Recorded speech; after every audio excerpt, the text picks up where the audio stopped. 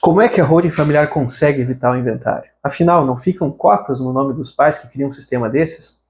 Nesse vídeo tu vai entender a diferença entre a verdadeira holding familiar e sistemas que, às vezes vendido como uma holding familiar, não é nada disso. É uma administradora de bens próprios, é uma falsa holding e não vai ter realmente esse efeito de evitar o inventário. Se esse assunto de planejamento patrimonial familiar, holding, proteção dos bens da tua família é de interesse, se inscreve no canal para te ser avisado sobre novos vídeos sobre o assunto. Tem aumentado o número de informações, o número de criação, o número de venda de serviços sobre holding familiar. O problema é que muitas pessoas, às vezes, acham que criaram, que elas têm um sistema de holding familiar e, na verdade, elas não têm nada disso. A holding familiar exige, por natureza, falando de uma maneira muito básica, que os bens, os imóveis e ativos, móveis em geral, que as pessoas tenham, sejam transferidos para dentro de uma pessoa jurídica, uma holding. Após essa transferência, vai acontecer que os criadores do sistema não terão mais aqueles bens no seu nome, eles terão, no lugar disso, cotas da holding familiar criada.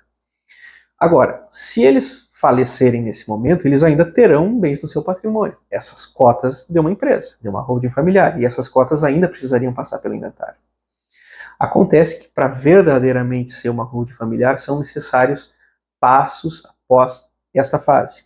Esses passos vão transferir as cotas sociais da holding para a próxima geração, para os filhos ou para as pessoas que os pais querem privilegiar.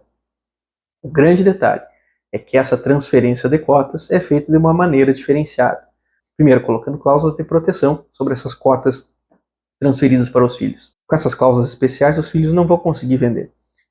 As cláusulas não serão afetadas por divórcios, por problemas na justiça, por dívidas que por acaso surjam em nome dos filhos. Os filhos só terão algum poder sobre o sistema de holding familiar no momento futuro. Num segundo ponto, quando essa transferência de cotas é feita, são estipuladas cláusulas que garantem que os pais, mesmo não tendo mais as cotas, são eles que terão todo o poder de comandar, de decidir e até de receber valores da holding familiar. Isso faz com que, na prática, os pais já não tenham mais nenhum patrimônio no seu nome, nem mesmo cotas. Tenham, na verdade, poderes de mandar, de fazer o que eles bem entenderem com esse sistema de holding familiar. Até mesmo de desmontar o sistema e voltar a ser como era antes. No dia que os pais não estiverem mais aqui, simplesmente acabam esses poderes e os filhos conseguem passar a ter algum comando, algum mando ali sobre a holding familiar, observando as regras gerais que os pais deixaram. Então vejam, esse é o grande detalhe da holding familiar. No momento que os pais falecem, eles já não têm mais nenhum bem em seu nome. Assim, eles não tendo mais nenhum bem, não é necessário ser feito um inventário, não tendo que ser feito um inventário. Se a família desejar ainda assim fazer um inventário, vai ser realizado o que a gente chama de inventário negativo. É um procedimento que serve só para certificar que aquela pessoa não tinha mais bens.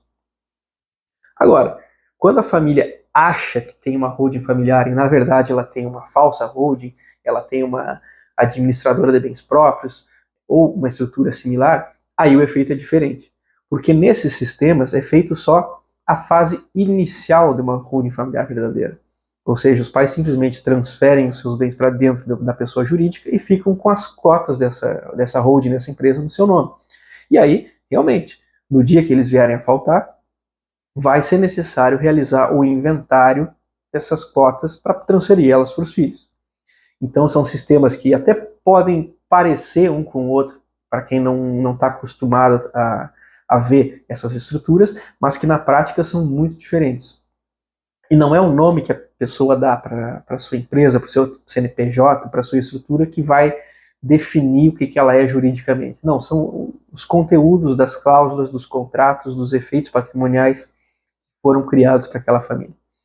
Então, toma muito cuidado com essa diferença de conceitos.